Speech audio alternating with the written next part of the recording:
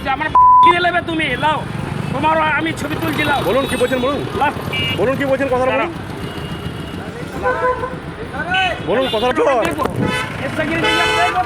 কিসের মোবাইল করছো ফোনটা কেন মোবাইলটা কিসের করছো কথা এক শিক্ষকের ঔদ্ধত্যপূর্ণ আচরণ, কর্তব্যরত সিভিক ভলান্টিয়ারকে ব্যাপক মারধর করলেন সিউড়ির ওই শিক্ষক। কারণ সিভিক ভলান্টিয়ার নাকি হেলমেট না পরার জন্য ওই শিক্ষক হেমন্ত মণ্ডলের বাইকের ছবি তুলছিলেন। সেই কারণে দুদিন পর এসে সিউড়ি বাসস্ট্যান্ড চত্বরে কর্তব্যরত সিভিক ভলান্টিয়ারকে এসে অকথ্য ভাষায় গালিগালাজ করে বলে অভিযোগ। এরপর ওই সিভিক কৃষ্ণ গোপাল মণ্ডলের গায়ে হাত তোলেন, গলা টিপে ধরেন বলে অভিযোগ। করিদ্ধা বিদ্যানিকেতনের শিক্ষক, তবে এইরকম কীর্তি তার নতুন কিছু নয়। এর আগে স্কুলের প্রধান শিক্ষকেরও ভোজালি দেখিয়ে ভয় দেখিয়েছিলেন। তার বিরুদ্ধে এমন অভিযোগ ভুরি ভুরি আছে এলাকার সূত্রে শোনা যাচ্ছে।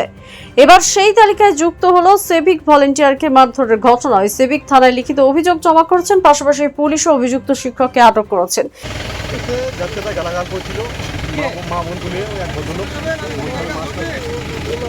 নামিয়ে পড়ো নামিয়ে পড়ো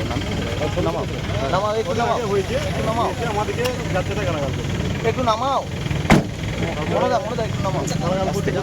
ধাক্কা মারে দুবার তিনবার, তারপরে হাত লাগে এখানে ছেড়ে দেয়, ঘড়ি ছেড়ে দেয়, আমার মোবাইল ছেড়ে দেয়, তারপর আমাকে মুখে লেখিয়ে দেয়, পায়ে লেখিয়ে দেয়, আমি পড়ে যাই।